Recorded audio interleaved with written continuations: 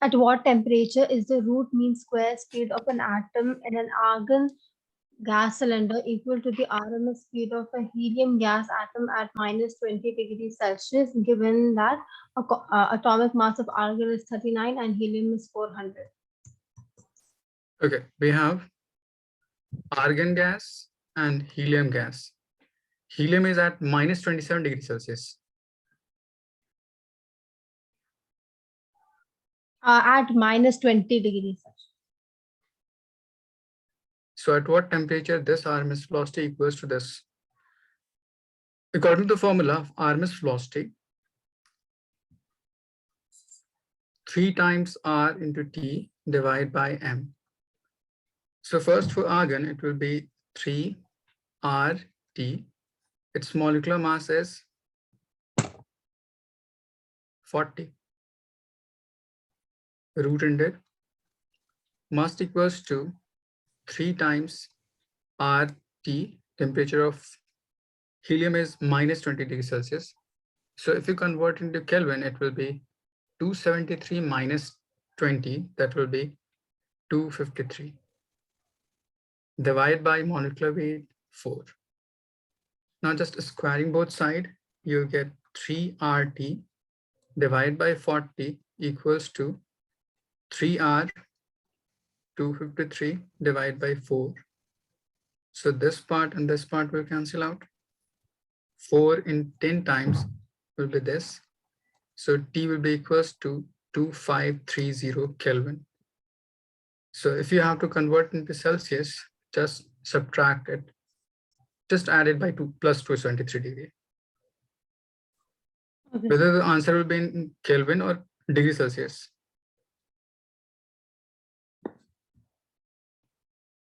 It is given in Kelvin. So this will be your answer. Okay. So one more down. Okay. If for a gas R by CV is equal to 0.67, this gas is made up of molecules which are. Okay, I think these questions are from test paper, I think. Yeah, yes, sir. It is from the test paper. Okay. So if R by CV equals to 0.67. 0.67, we may write this fraction as 2 by 3. Is Yes. it clear? Yes. So CV is equals to 3 by 2 times of R. Yes. Now, actual formula of CV is F by 2 times of R. Is it clear? In terms of degree of freedom, it will be. Yes, sir. So if you compare these two equations, so what would be the value of F? 3. Then for which gas degree of freedom will be 3? Diatomic. No, No. monatomic.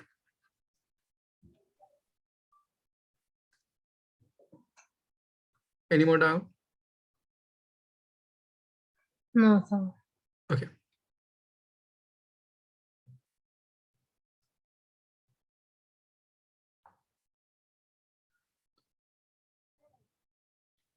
So we were doing SHM and last part of SHM, that is combination of spring, series and parallel. I had defined you.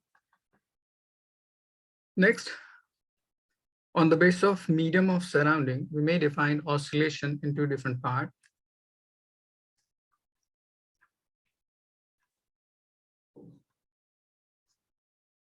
One is called undamped oscillation, and the other is called damped oscillation. Suppose from any support, a spring is hanged vertically, and if there is no any viscous medium, so it will oscillate up and down like this. So net force experienced by this particular bob, in this case, will be just spring force, like this. So amplitude of oscillation of this particular particle, in this case, will be constant. So if you solve this particular part, equation related to this will be A times sine omega t, where a is constant.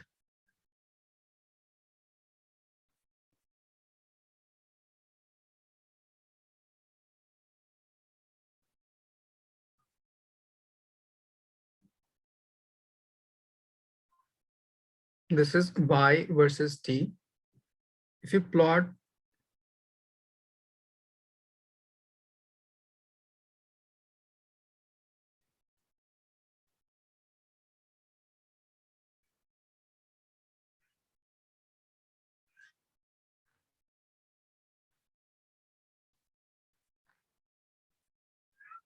like this, it means amplitude of oscillation of particle in this motion is constant. That is called undamped oscillation. But suppose if Bob is oscillating in any viscous medium,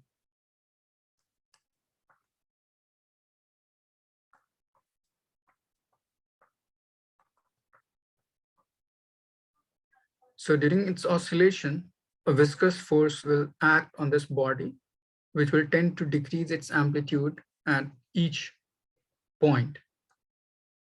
So due to this, net force experienced by this body will be first due to viscous force, which I had already defined you in Stokes' law in fluid, F equals to 6 pi eta RV, where 6 pi eta R is called B, which is called damping factor or damping constant. Next, spring force. So if you simplify this particular part, you'll get expression like A naught e to the power B over 2 times of m into t times cos omega dash t plus phi. This particular term defining you amplitude. So we can say amplitude from this part is exponentially decreasing. So if you plot graph related to this part,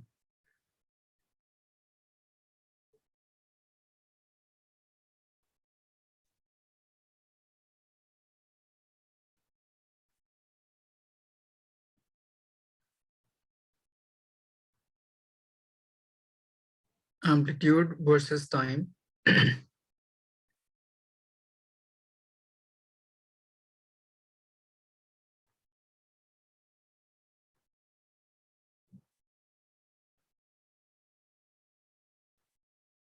keeps on decreasing, and after some time, it will become zero. So these type of oscillation in which amplitude continuously decreases is called damped oscillation. Nahara, is it clear? Yes, sir. Okay, just draw this.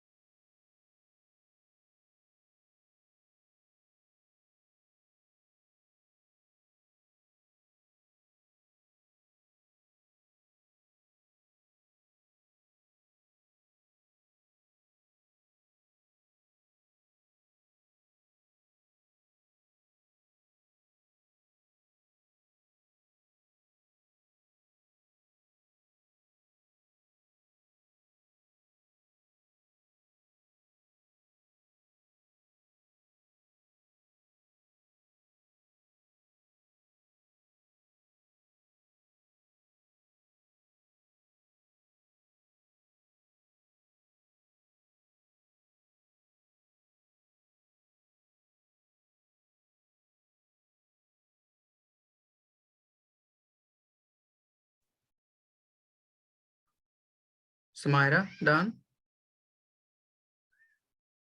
Yes, sir. Okay. So let me define you these two different parts. First, an oscillation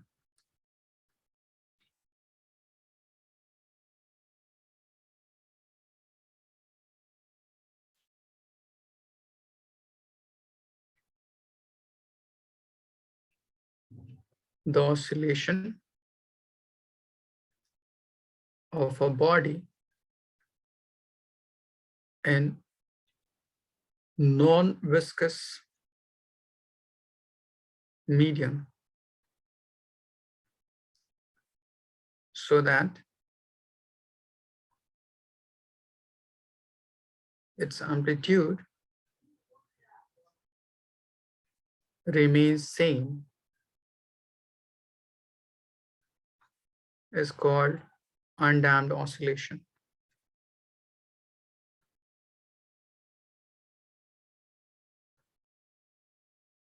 This is also called free oscillation.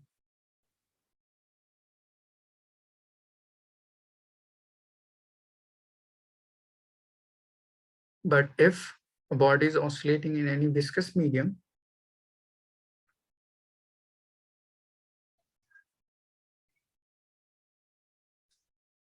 the oscillation of a body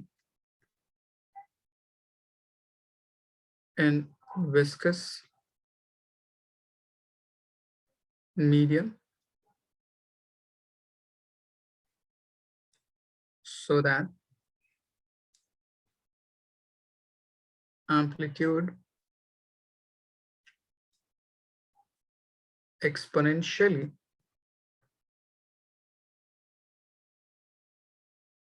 decreases with time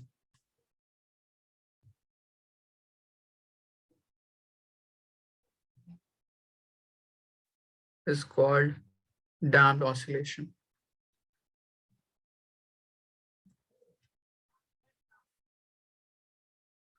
Now for damped oscillation, if you have to make its particular amplitude to be constant, so you must have to apply some external agency, external oscillator, under which influence it may oscillate with constant amplitude. That oscillation is called forced oscillation. So we may define on the basis of this damping part. For damped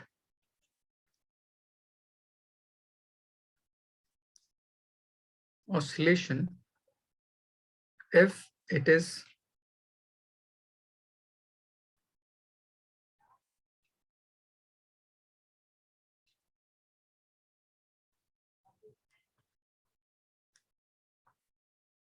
driven by external agency so that amplitude becomes constant, that is called forced oscillation.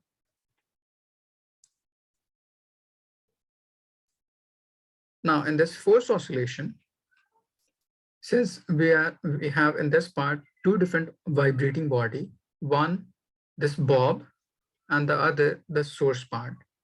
So initially frequency of those two different oscillating body will not be same. As time progresses, one frequency decreases and the other one increases.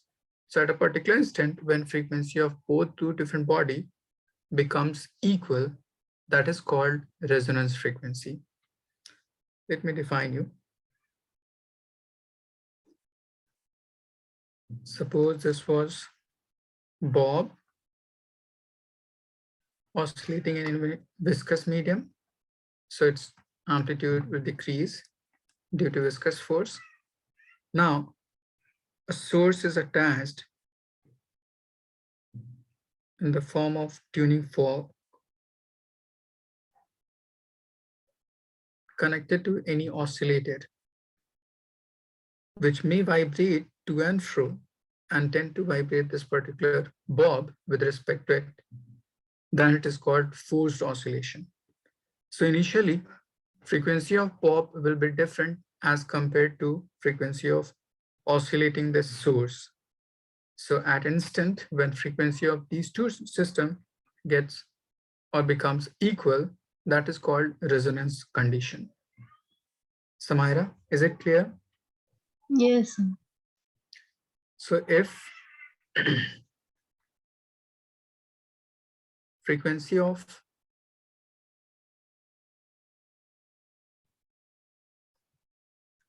oscillating body becomes equal to frequency of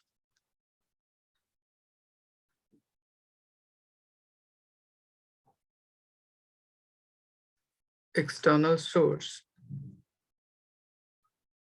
so that amplitude becomes maximum. This frequency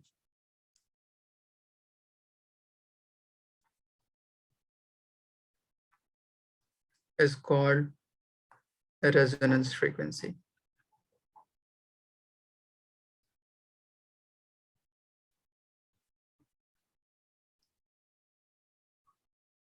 Nara, any doubt? No, sir. Okay, just write it down.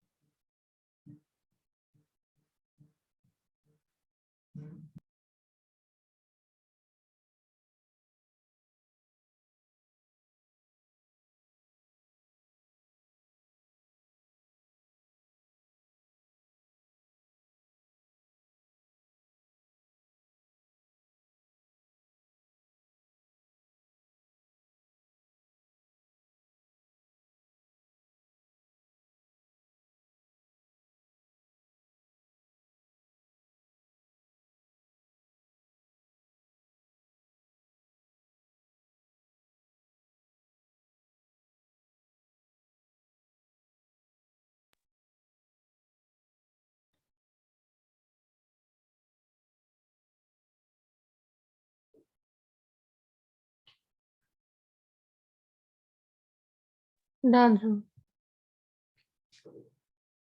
Arslan, any doubt?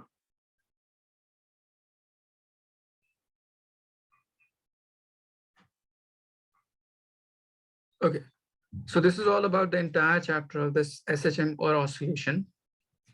Next, the last part of this course is wave.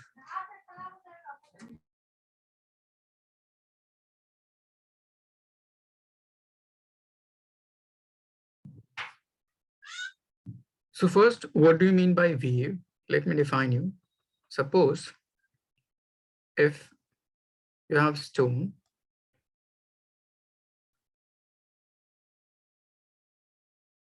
so if you give energy or momentum this particular stone, it will move from one position to this position by taking up that much amount of energy or momentum. So this is one way of or one phenomena of transfer of energy in which body themselves moves and carrying that much amount of energy or momentum from one point to another. But suppose if you have any string, wire, so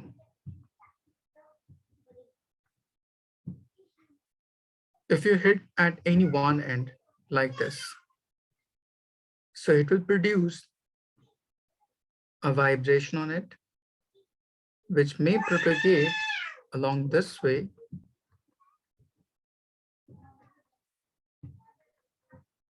to reach the other end. In this phenomena, particles of this point just vibrate about their mean position, up and down, up and down, up and down, and creating a disturbance which may propagate along this string to move from one point to another.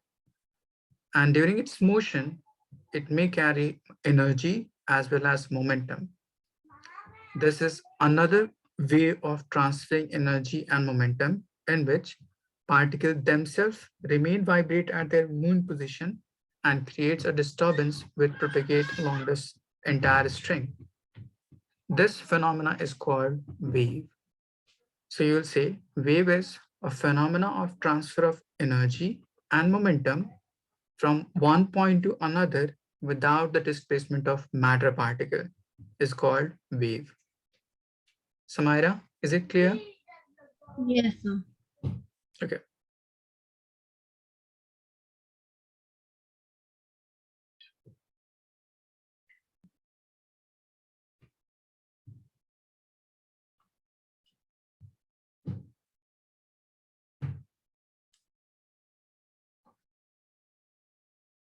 The phenomena of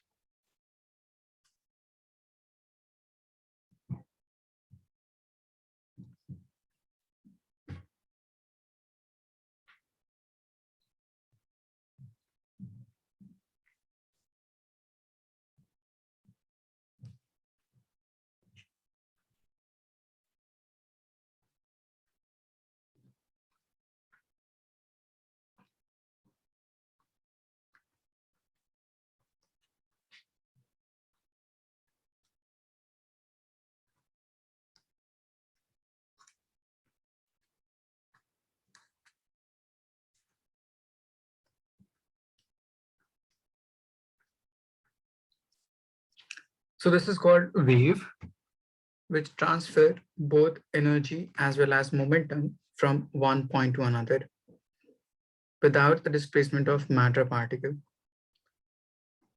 Now, we may divide this particular wave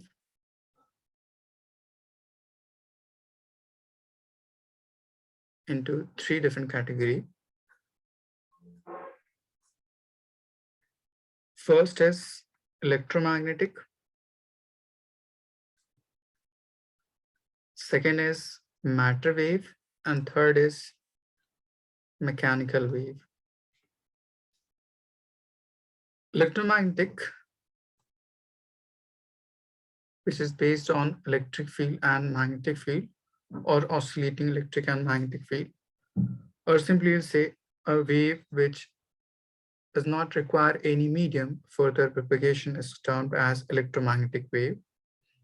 Matter wave, wave associated with matter particle just as electron, proton, neutron, and mechanical wave which needs any medium for their propagation. So in this chapter, we have to define this mechanical wave. Needs medium for their propagation.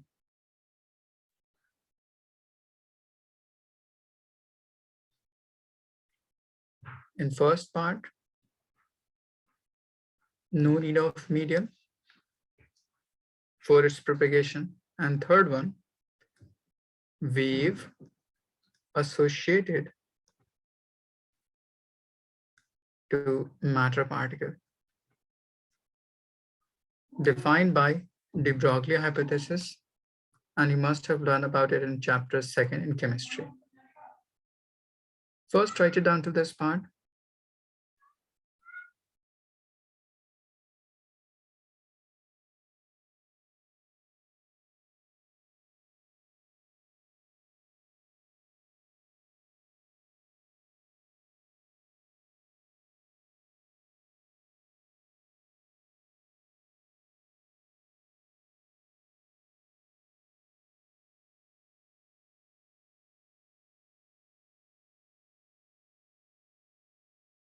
Done, sir.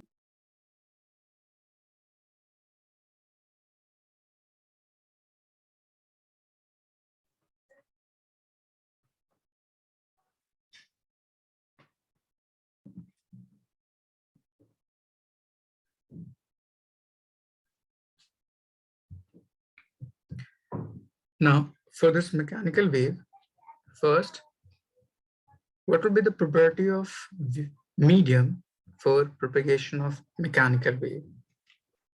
So first, property of medium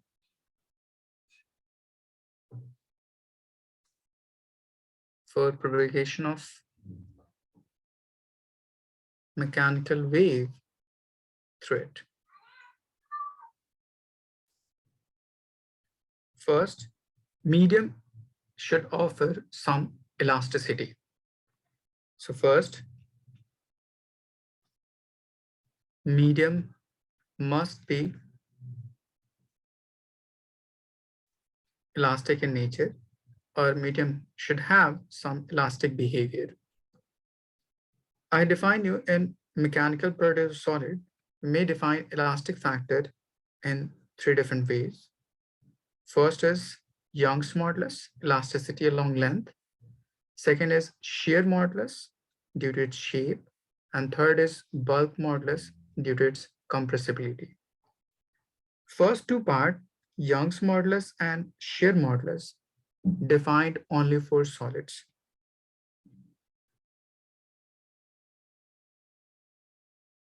And this bulk modulus defined for all medium.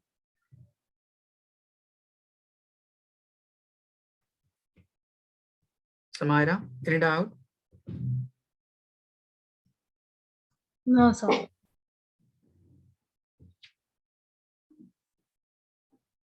Next,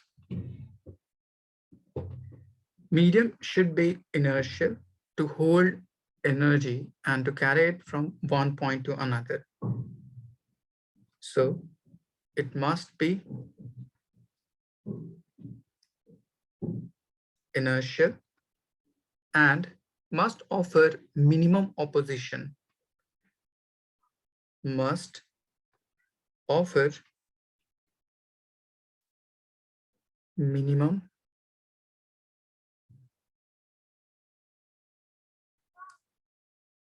opposition. So there will be least amount of loss in energy during its propagation from one point to another. So these three are important property related to propagation of mechanical wave through it. Just write it down.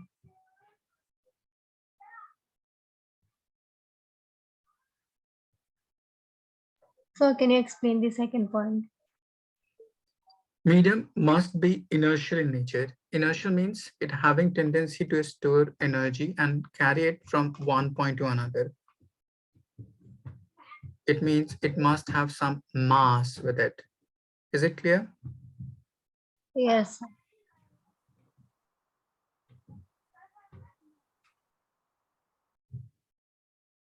Suppose vacuum, which is non-inertial, since there is no any mass of vacuum.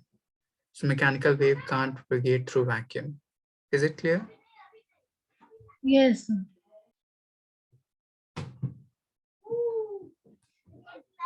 Nahara, any doubt? No, sir. Now, we may divide this mechanical wave on the basis of their vibration into two parts. So next is types of mechanical wave. Suppose you have soft spring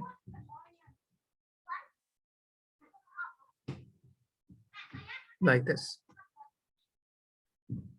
So this spring will vibrate in two different ways on the basis of applying energy.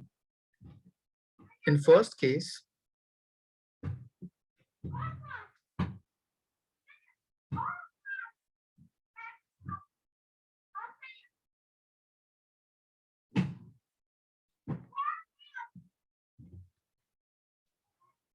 like this. In second part,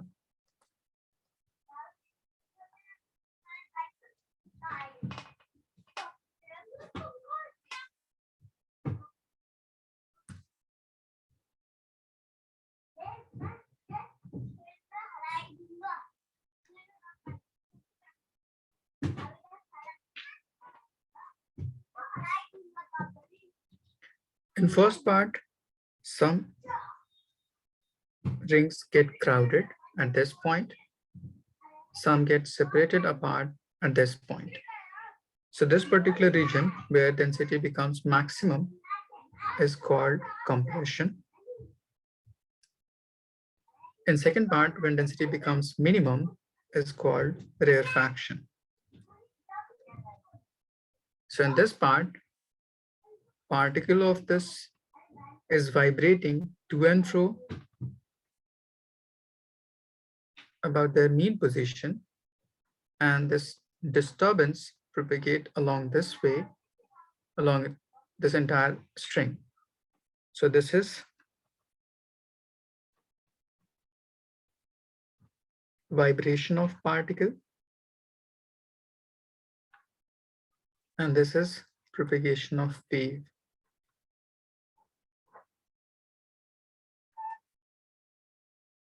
If both are parallel to each other, then it is called longitudinal.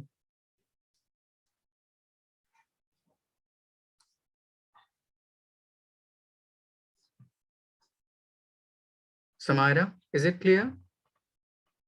So can you please explain again? Okay. In this part, I've given jerk to this particular string along this way. So it will create two type of region. One having higher density, which is called compression, and the other having lower density, which is called rarefaction. So in this part, formation of compression and rarefaction takes place in entire string. So we can say in this part, particle is vibrating to and fro about their mean position, creating a disturbance which propagates along its medium parallel to it like this. So this particular type of vibration or flow of wave is called longitudinal wave. Is it clear? Yes, sir. In second part, I have given jerk to this particular string at any one end perpendicular to it like this. So it will create formation of crest, trough, hill, valley like this. So in this part, this topmost region is called crest, and this bottommost part is called trough, or simply heel and valley. In this part, particle is vibrating up and down, but disturbance is going along this way. These two are perpendicular to each other. This is vibration of particle,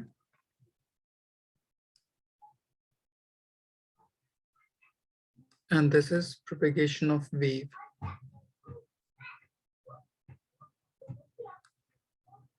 Both are perpendicular to each other, hence it is called transverse wave.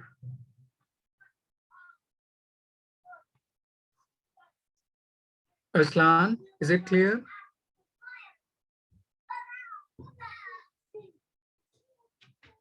Okay, just write it down. Samara, any doubt? No, sir.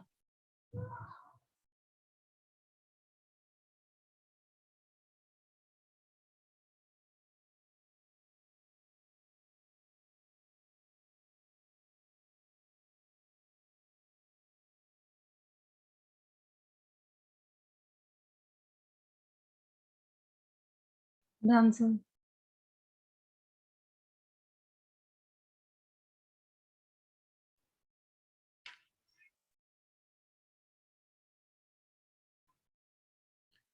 Nara, any doubt? No, sir.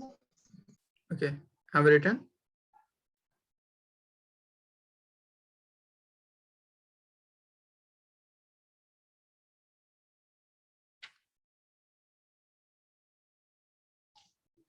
So from this part, first is, let's say, transverse wave.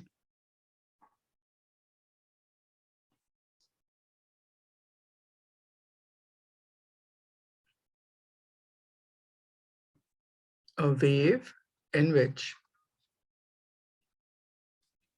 particle vibrates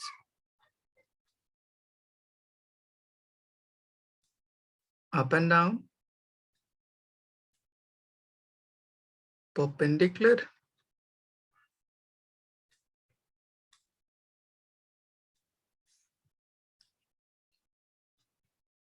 to the propagation of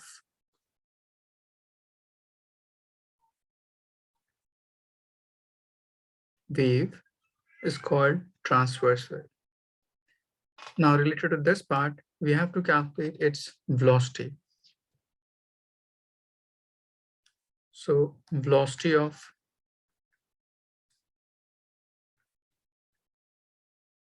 transverse wave. So, using dimension analysis, we can say, consider velocity of transverse wave depends upon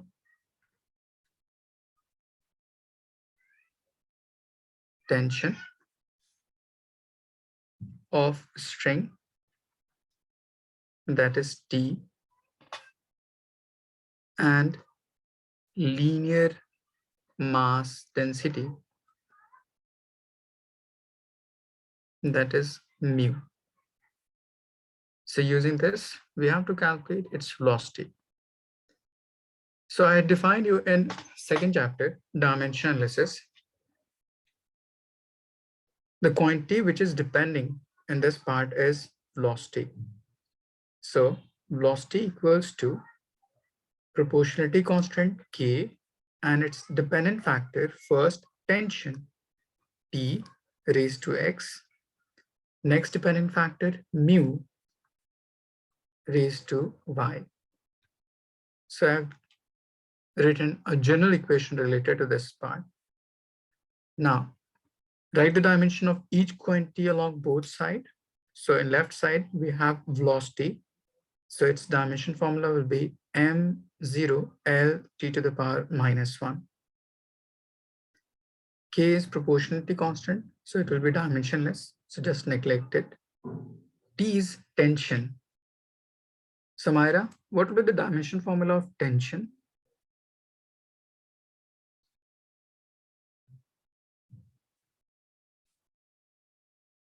But I don't remember. Okay. Tension is a type of force, we can say. Okay. Okay, so it So will be same as force. yes. So ml t to the power minus 2 raised to x. Mu is linear mass density, that is mass divided by length. So it will be ml to the power minus 1 raised to y. So we may write equal exponential or same exponential of same term, m raised to x in this part and m raised to y in this part. So it will be like this. For L, it will be x minus y, and for t, it will be just minus of 2x. Now, how to solve? Samaira, any idea? We have to equate something like that. Equate the exponential of each segment towards left side and right side, and then try to calculate the value of x, y, z. Okay, Yes. try to solve. Just write it down.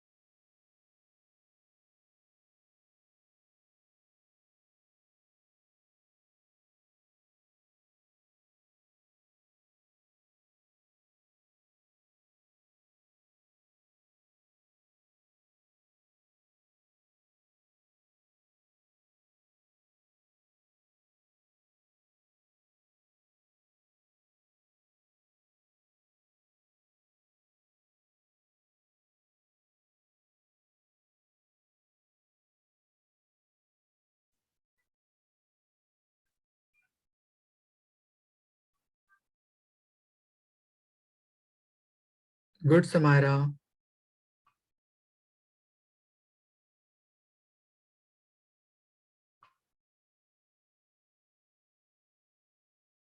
Good. Nahara, you got any answer?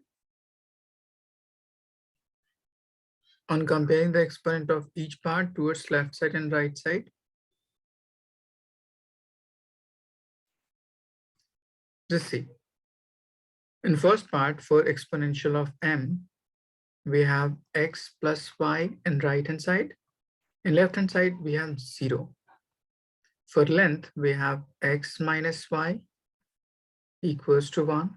And for t, minus of 2x equals to minus 1. So x will be equals to 1 by 2.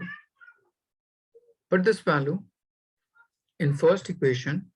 So y will be equals to minus of x. That will be minus 1 by 2.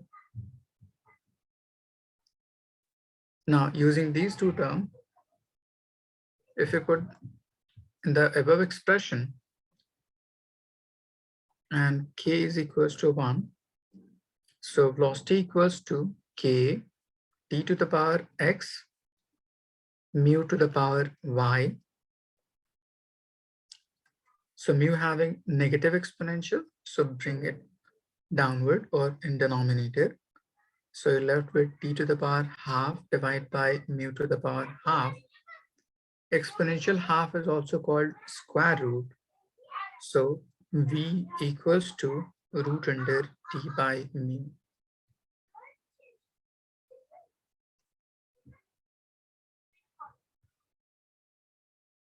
So this is final expression of velocity of transverse wave along any string. Nahara, any doubt? No, sir. Okay. Just write it down.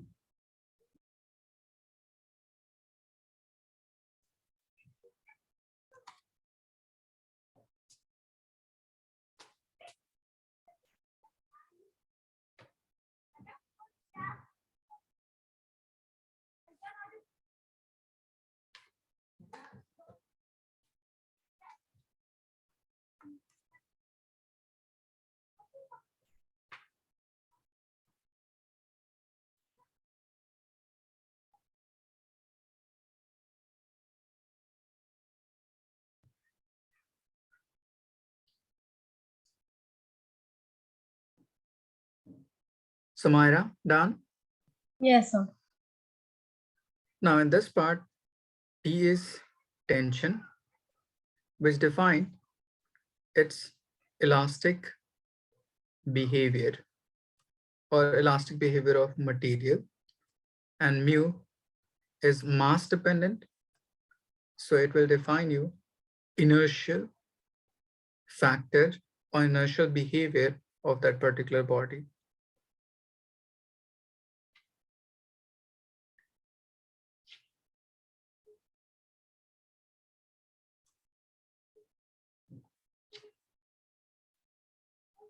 So this is elastic factor and this is inertial factor.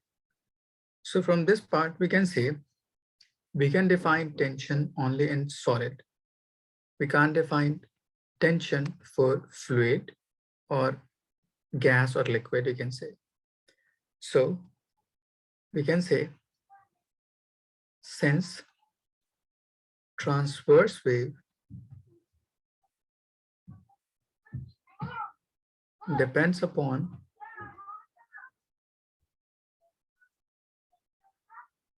elasticity in shape, which is defined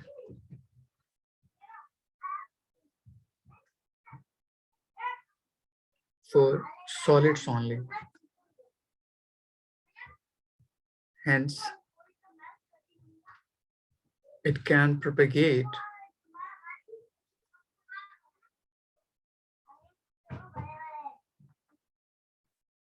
through solids only. So there will be question, why transverse wave is limited to solids only? Why it can't travel through fluid, gas, or liquid? So you will say transverse wave depends upon elasticity in shape and which is defined only for solid. That's why. Is it clear? So what does elasticity in shape mean? That is Young's modulus and shear modulus. Okay, yes. Since there is no any special shape related to fluid, it acquires the shape of meat, surrounding, or vessel in which it is kept. We can define shape only for solids. Okay. Yes, So the elasticity, which depend upon its shape, that is Young's modulus and shear modulus. So transverse wave depends upon that part only, and which is defined only for solid. Hence, it can travel through solids only. Is it clear? yes, sir. Okay. Now let me give you a question related to this part. Suppose from any support, a string is connected and from any pulley at this point, a block is connected to this, having mass 4 kg. Let's say this is point A and this is point B.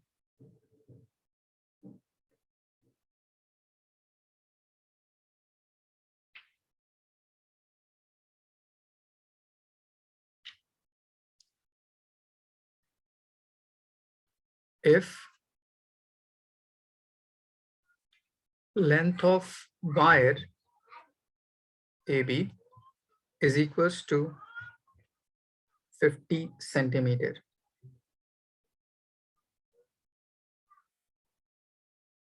its linear mass density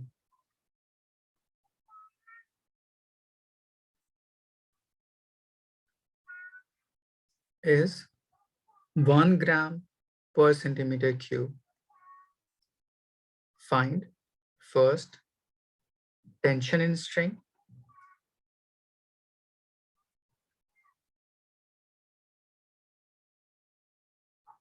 second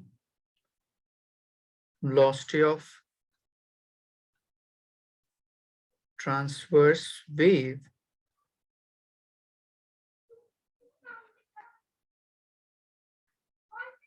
created on it,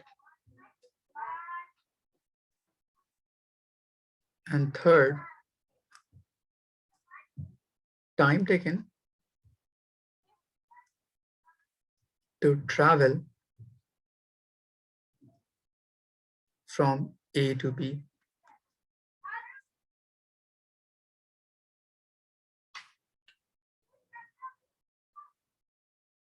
Time taken by wave to travel.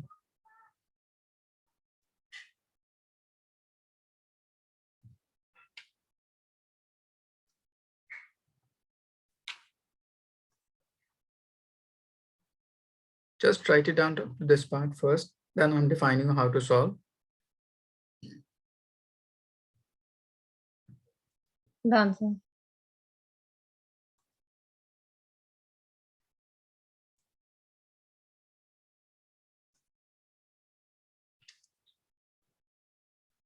Arslan, written.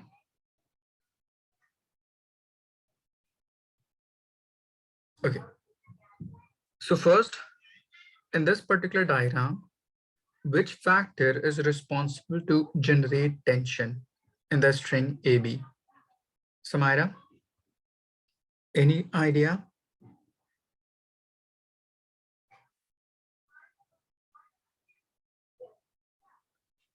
What would be the source of tension in the wire A to B? You'll say the connected mass attached to the pulley. Okay. Yes, So this particular block must be experiencing a downward force due to gravity, mg. So it will create a tension in this string, which may same value for this entire string. So tension produced will be m times g. Mass of block is 4 and gravity is 10. So it will be 40 Newton. Next, we have mu, that is linear mass density, 1 gram per centimeter cube per centimeter, since it is linear mass density. So it will be per centimeter. So first, we have to convert this particular quantity in its SI unit. For gram to kg, just multiply it by 10 to the power minus 3. And for centimeter into meter, just multiply it by 10 to the power minus 2. So it will become 0.1 or simply 1 by 10 kg per meter. Nahara, is it clear? Yes, sir. Okay. Now use the above formula to calculate velocity of transverse wave. So this is first part. In second part, we have to calculate velocity of transverse wave, which is equals to root under d by mu. Just put these two values and simplify it.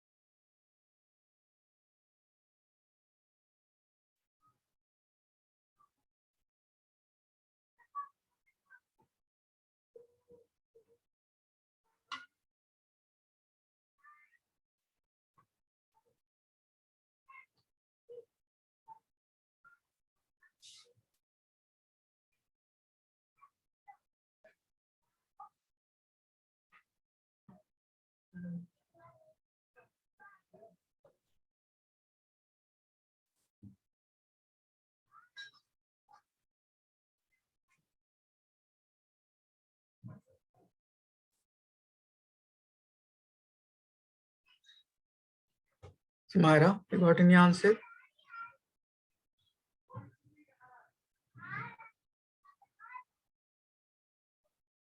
Sir, is it 2? 2? No. You have done a little mistake. Tension we have 40 divided by 0.1. So if you remove this decimal, then you have to multiply it by 100 in numerator. Is it clear? You Yes. have just cancel out 0 and decimal. So it will become 400 square root. So it will be 20 meter per second. Is it clear?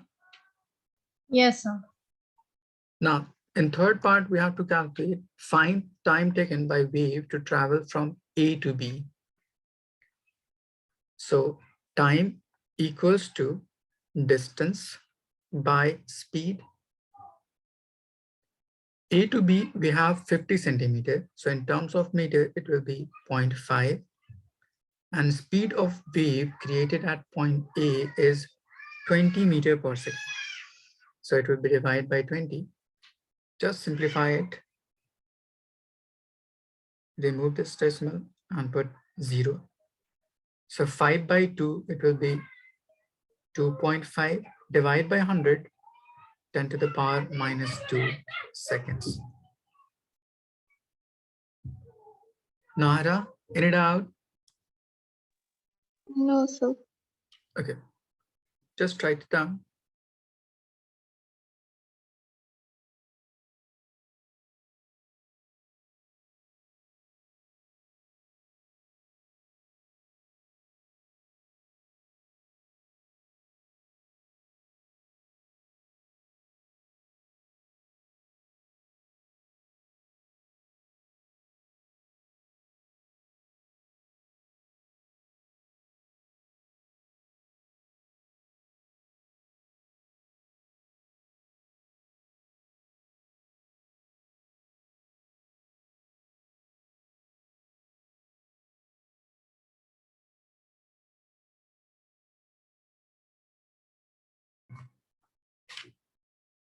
Have you all done?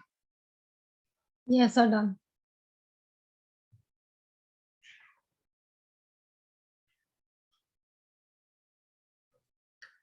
So this is all about transverse wave created on a string.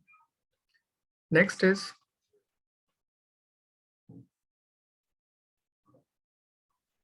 longitudinal wave. You can say a wave in which particle vibrates parallel to the direction of propagation of wave is called longitudinal wave. A wave in which particle vibrates parallel to the direction of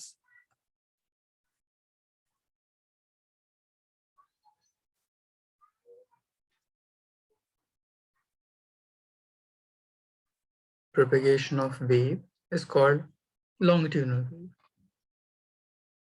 Next, we have to calculate velocity related to this part.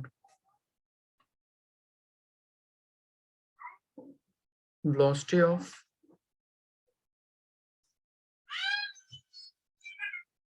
longitudinal wave. As in case of transverse wave, whose velocity depends upon two factors, tension and its linear mass density of a string. Similarly, in this part, since it is defined for compressibility, so its velocity will depend upon two terms. First, bulk modulus, and second, volumetric mass density. So consider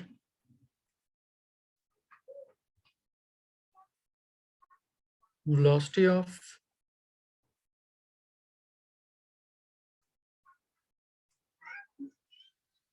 longitudinal wave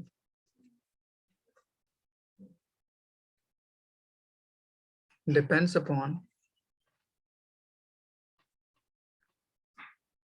bulk modulus, that is beta, and volumetric mass density, rho. So using concept of dimension analysis, we can say velocity equals to some proportionality constant k beta raised to x and rho raised to y. Now we have to write dimension of each term towards left side and right side. So in left side, we have velocity. So it will be m0 L1 t to the power -1. And right side k, which is proportionality constant, so it will be dimensionless. Beta, which is bulk modulus, having dimension of pressure, so it will be ml-1 t-2 raised to x, and rho, volumetric density, that is mass divided by volume, raised to y. So on simplifying, you will get m raised to x from the first part and y from the second one. Then for length, -x minus 3y, and for t, minus of 2x. Now just compare these two expressions. So on comparing the exponent on either side, first, x plus y equals to 0. Second, -x minus 3y equals to 1. Third, minus of 2x equals to -1. So from this, we can say x should be equals to 1/2. Put this in first part, you will get y equals to minus of x, that is -1/2. Now, putting this x and y in the above expression for velocity and k proportionality constant in this part is 1. So velocity equals to 1 beta to the power 1 by 2 and rho to the power minus 1 by 2, which will be beta divided by rho having common power 1 by 2. So it will be square root of that part. So V equals to root under beta by rho. Samira, any doubt? No, sir. Okay, just write it down. Done, sir.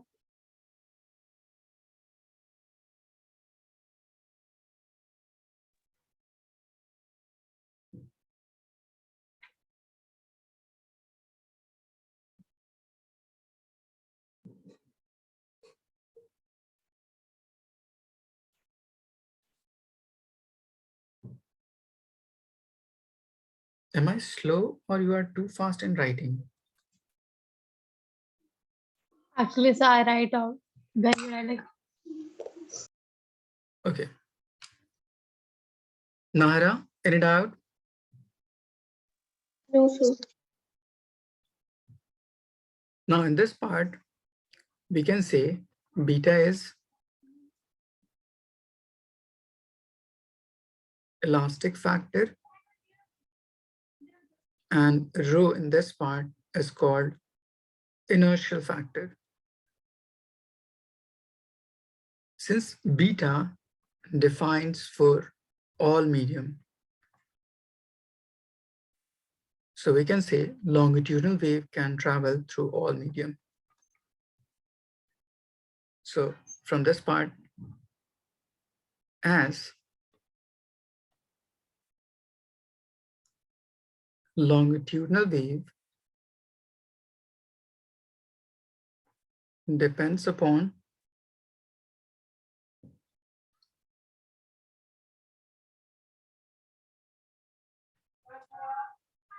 compressibility, which is defined for all medium. Hence, it can propagate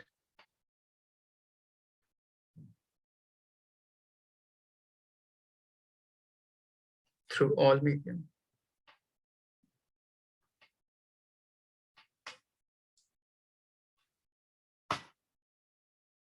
Arslan, any doubt?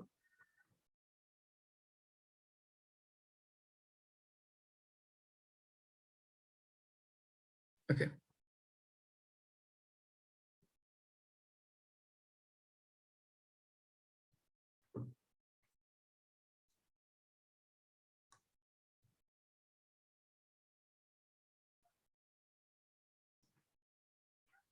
Samira, done?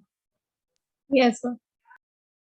Now, next, longitudinal wave is basically sound wave. So we can say we have to calculate velocity of sound using this part. So first assumption was related to this part, Newton's formula. Newton's formula for speed of sound, or simply you can say longitudinal wave.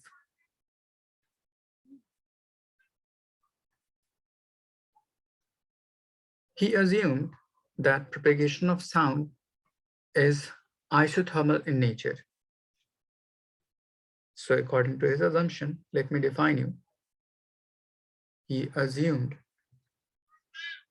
that propagation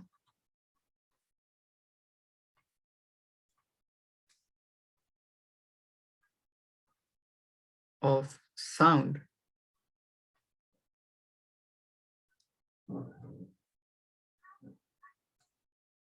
is isothermal.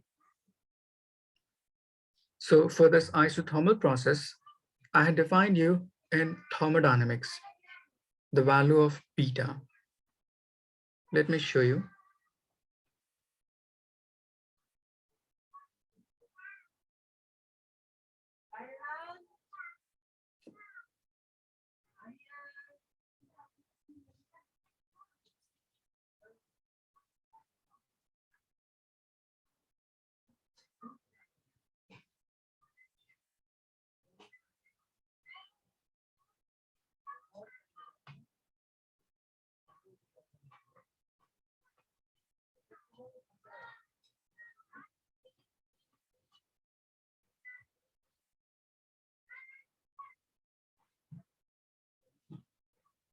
Just see this.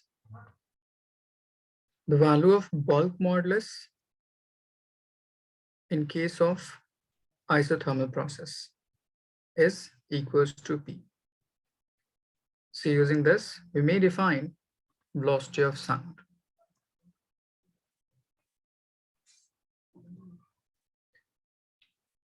So let me define you in this part also as PV is equals to constant for isothermal process. So differentiate with respect to volume.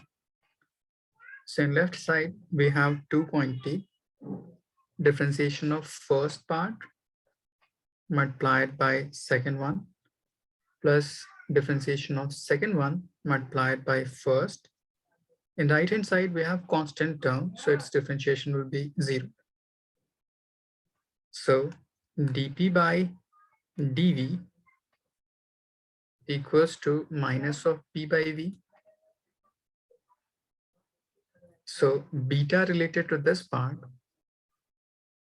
minus of dp by dv multiplied by v. So if you put the value of dp by dv and simplify it, you'll get just p. So we can say bulk modulus for isothermal process is equals to pressure of system. Samaira, any doubt? No, sir. Now, if you have to calculate velocity of air or velocity of sound in air, so for air, pressure will be 1 atm, that is 1.013 into 10 to the power 5 Pascal, and density of air is 1.293 kg per meter cube. So if you put these two values in the above formula, velocity equals to root under beta divided by rho, where beta is equals to pressure, which is equals to 1.013 into 10 to the power 5 Pascal, divided by density 1.293 root under. So if you solve this part, you will get about 280 meter per second. But in actual, speed of sound in air at this particular temperature is about 330 meter per second. So this 280 is much smaller as compared to normal speed of sound. Hence, this particular concept of Newton got failed. Is it clear? Yes, sir. Nara, any doubt?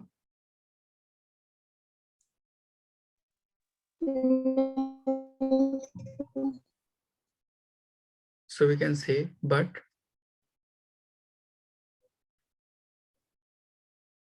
actual speed of sound is 332,331. It may depend upon temperature of surrounding. So let's say 330 meter per second. Hence, Newton relation or assumption fails here.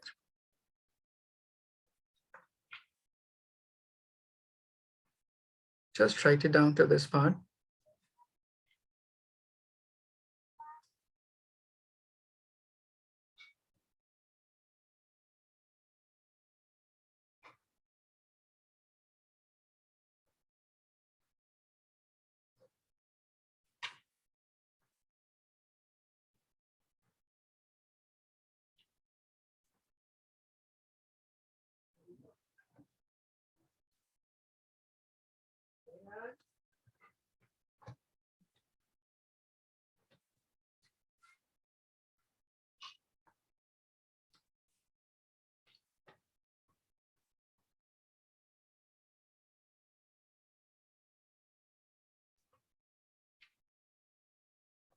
The answer.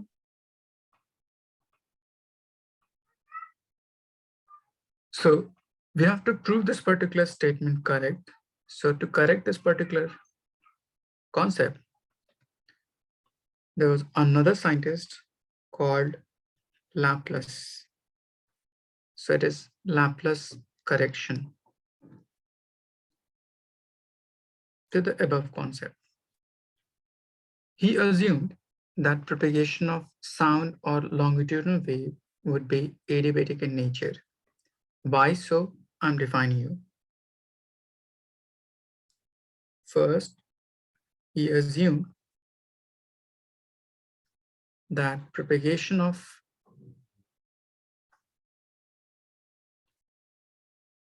sound or longitudinal wave is adiabatic in nature.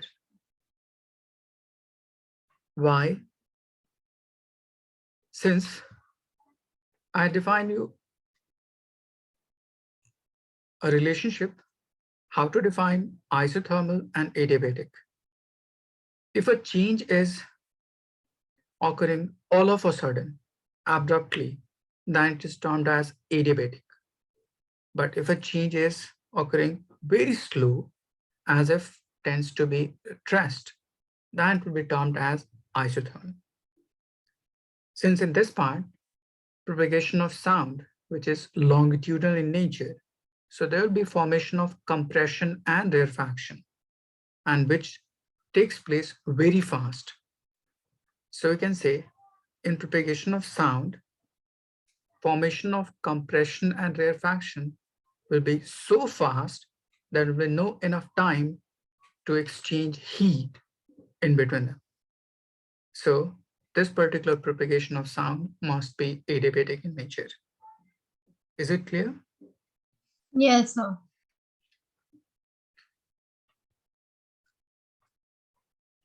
Since formation of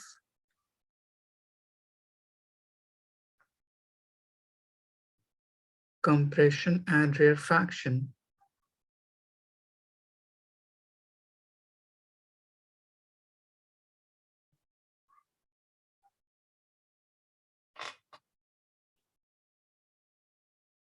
very fast, so it will be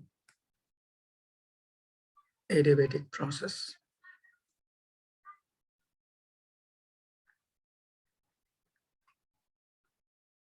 Now, I've also defined you in thermodynamics beta in case of adiabatic process.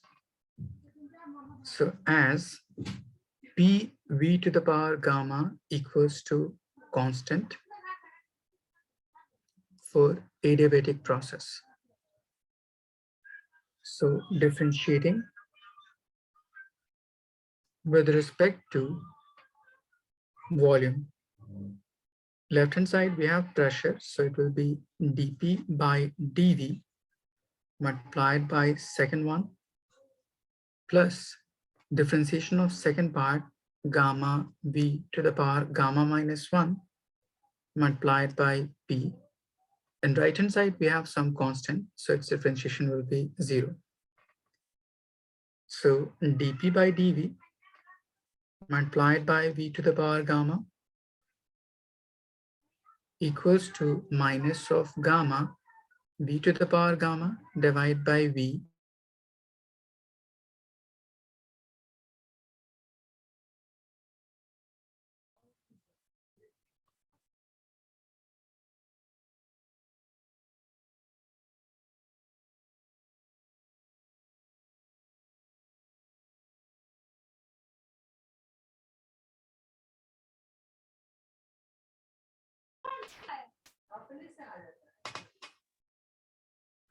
So V to the power gamma and V to the power gamma will cancel out.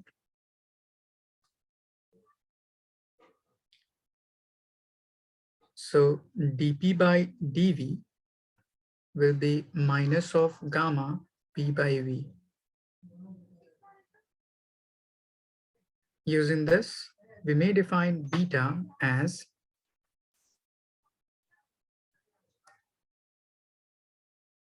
minus of dp by dv multiplied by v. So if you put the value of dp by dv, so it will be gamma times pressure.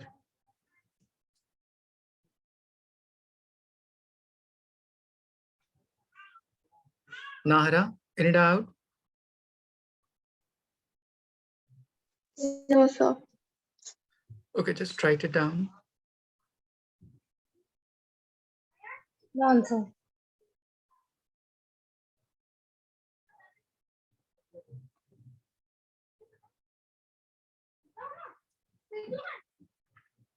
Now, if you put this particular expression to the above part,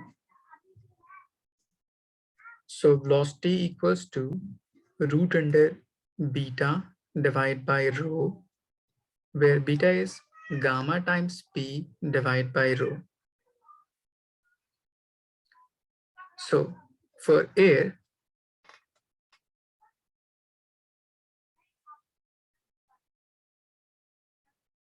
pressure is 1 atm, that is 1.013 into 10 to the power 5 Pascal. Density of air is 1.293 kg per meter cube. Gamma, we have to define. You must have learned about composition of atmosphere. Tell me the name of gas which is maximum in outer atmosphere. Nitrogen. Is it monoatomic, diatomic? Diatomic. Good. The next abundant gas will be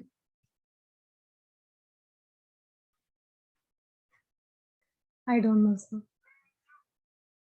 nitrogen is about 78%, and then oxygen is about 20% or 21%, which is also diatomic. So if you combine these two gas only, you'll get 99% of the entire atmosphere.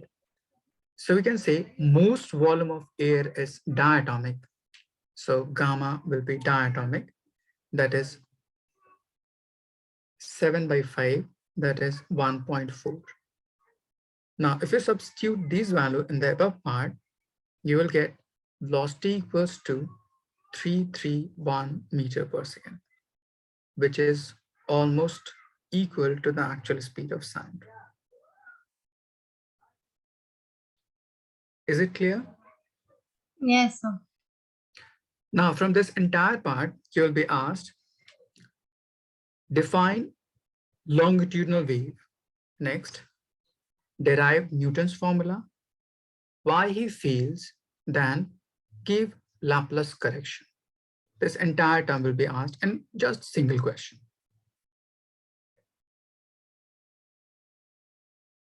Arslan, any doubt?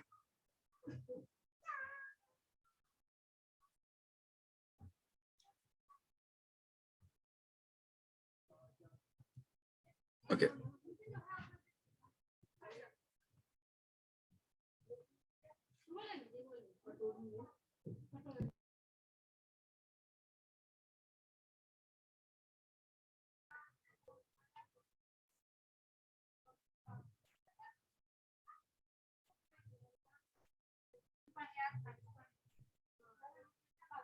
Have you all done? Yes, sir, done. Okay. Now, related to this last formula, we have to define its dependency or factor on which it may depend upon. So, velocity equals to root under beta divided by rho, which is equals to gamma times p divided by rho, root under gamma p. Rho is mass by volume, so it will be m by v, root under. PV is nRT, so it will be gamma nRT divided by m, root under. So these are different formula related to calculation of longitudinal wave. So on the basis of these terms, we have to define on what factor velocity of sound may depend upon.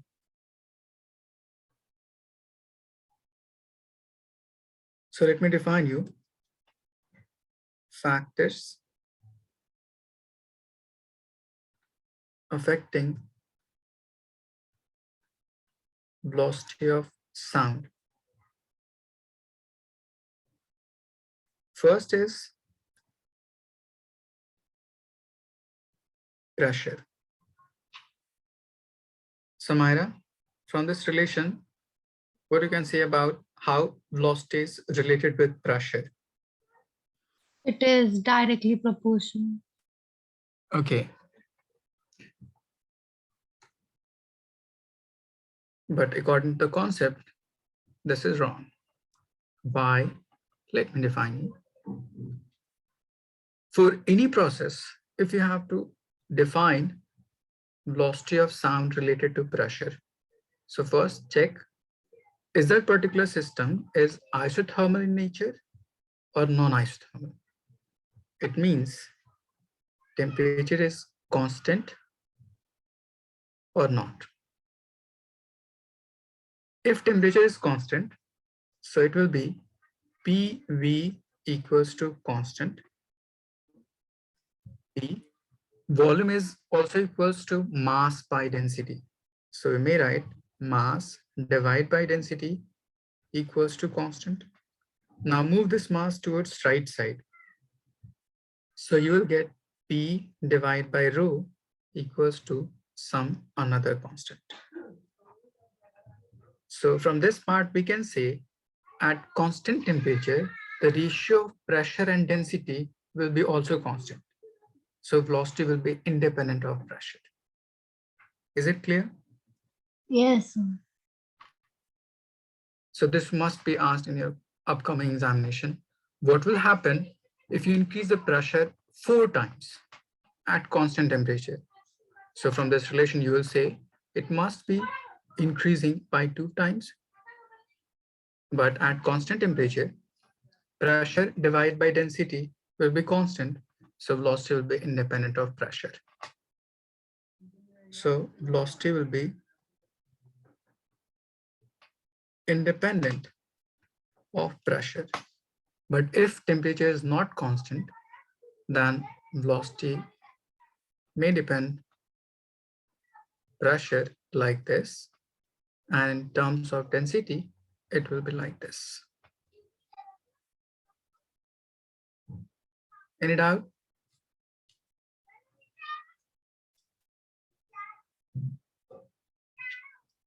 Nahara, is it clear up to this part? Yes, sir. Just write it down.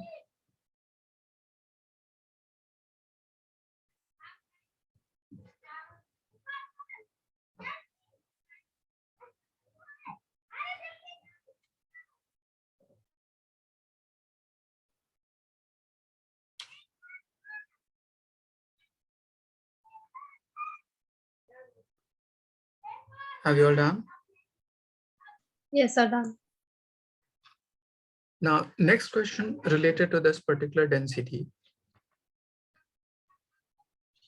We may define air or density of air and 2 different conditions. First is moist air and second one is dry air. Which of these 2 air will be more dense, moist air or dry air?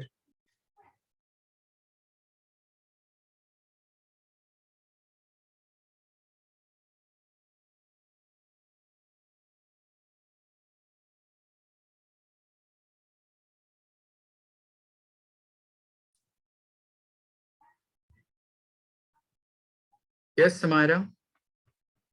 Any idea?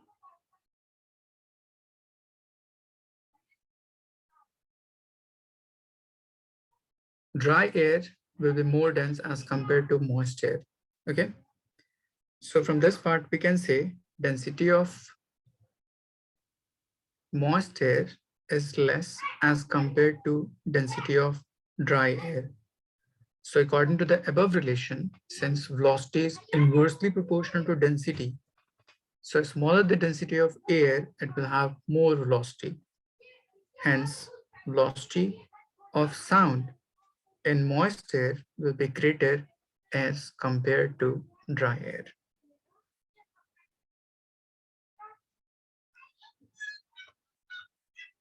Is it clear? Yes, sir.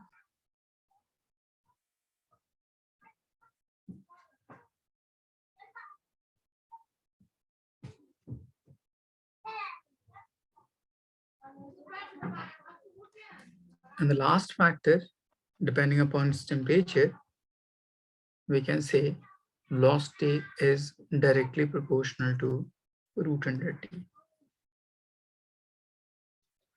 like this.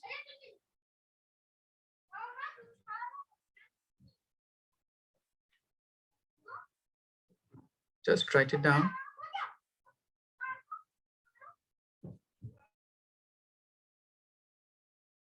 Done, sir.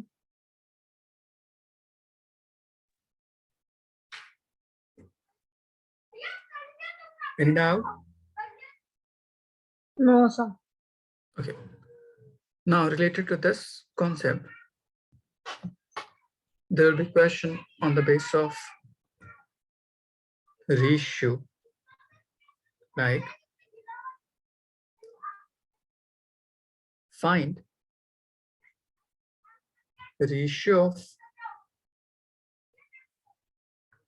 speed of sound in oxygen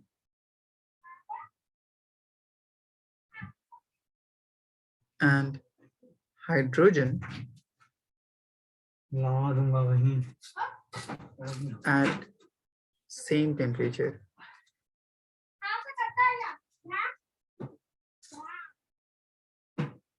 Use the above formula and try to find this particular part.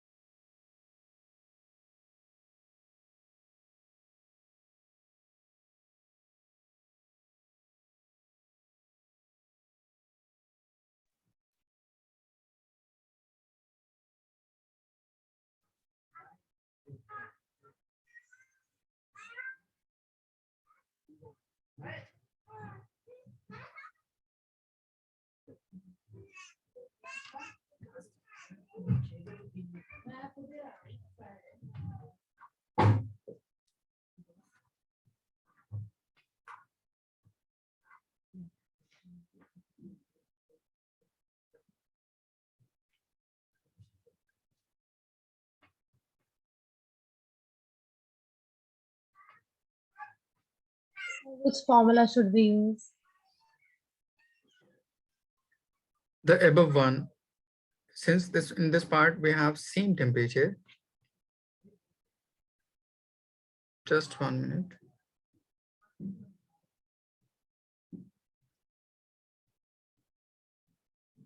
We have this entire relationship.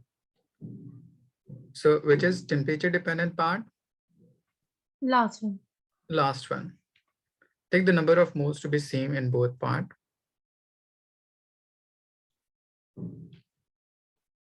So velocity equals to gamma times nRT divided by m.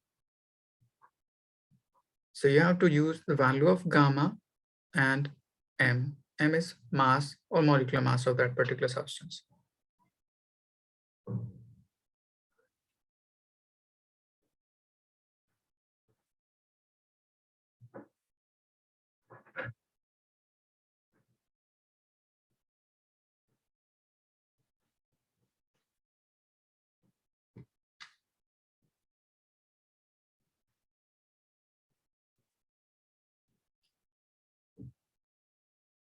Since both these two gas, oxygen and hydrogen, is diatomic, so gamma for diatomic will be same, that is 7/5, and 7/5. So these two terms will cancel out. So we're left with just m. So velocity of sound in oxygen divided by velocity of sound in hydrogen will be equals to root under mass of hydrogen divided by mass of oxygen. Hydrogen having molecular mass 2, and in case of oxygen, it will be 32. That is 1/16. So it will be just 1/4. Is it clear? Yes, sir.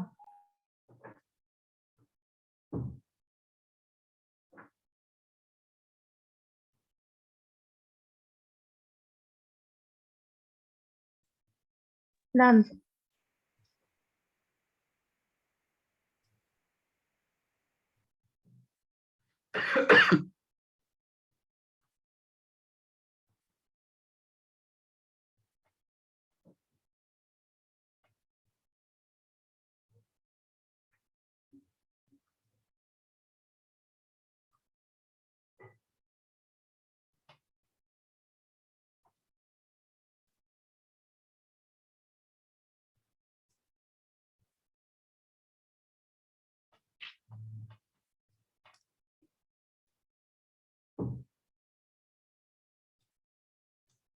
Find temperature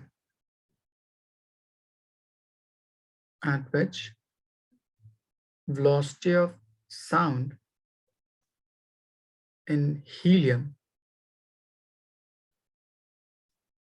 will be equal to velocity of sound in oxygen at 7 to 7 degrees Celsius. Just use the above relation and try to find.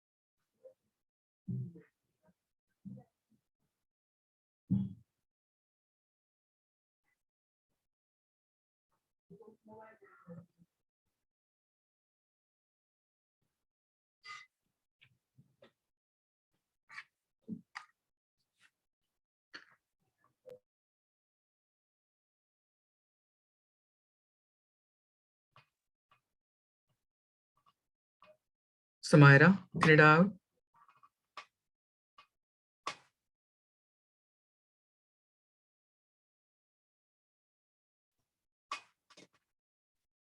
So we should write the equation for helium equal to equation of that oxygen, right? Yeah. And for oxygen, we have given temperature. So we have to calculate temperature of helium.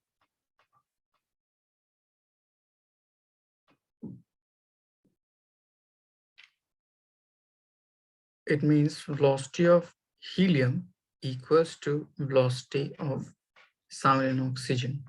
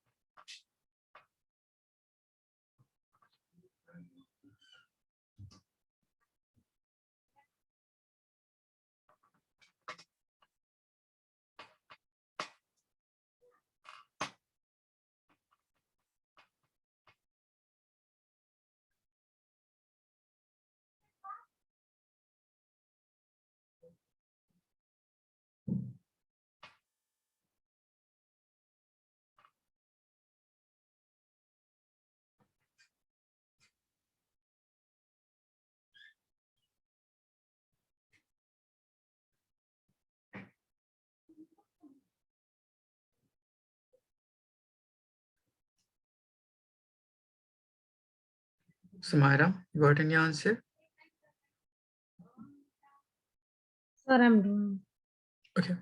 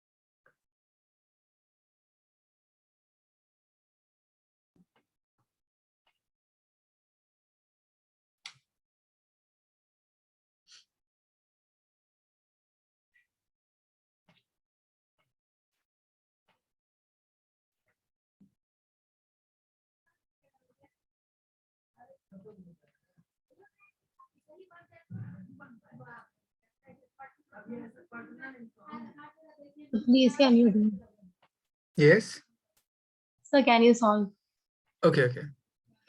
So for helium, gamma nRT divided by m root under equals to gamma nRT divided by root under. So just squaring both sides. In left hand side, we have helium, which is monoatomic. So for monoatomic, gamma will be 5 by 3. R cancel out. So we're left with T only. Divide by mass of that helium, which is 4. And right hand side, we have oxygen, which is diatomic. So it will be 7 by 5. Temperature 727 plus 273, it will be 1000 Kelvin. Divide by its molecular weight, 32. Now just simplify it. So T equals to 7 into 3 into 4, divide by 5 into 5 into 32, multiplied by 1000. So 4 in 8 times, 5 and 5, 25 and 4 times. So 8 into 5, 40. So 5 into 3, 15 into 7, 105 Kelvin. At this temperature, velocity of sound in helium will equals to velocity of sound in oxygen at that temperature. Is it clear? Yes, sir. Nahra, any doubt? No, sir.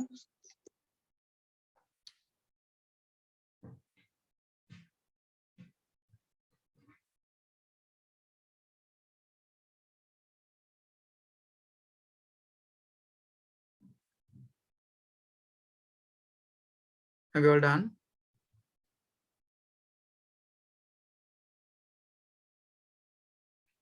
Done, sir. Okay. So this is the first part of this entire chapter wave, that is types of mechanical wave. We have just finished it. The next part is to define equation of wave, and on the basis of which we have to define stationary wave. So let's stop here up to this part. We will continue in next class, that is equation of traveling wave. Okay. Okay, sir. Okay, thank you.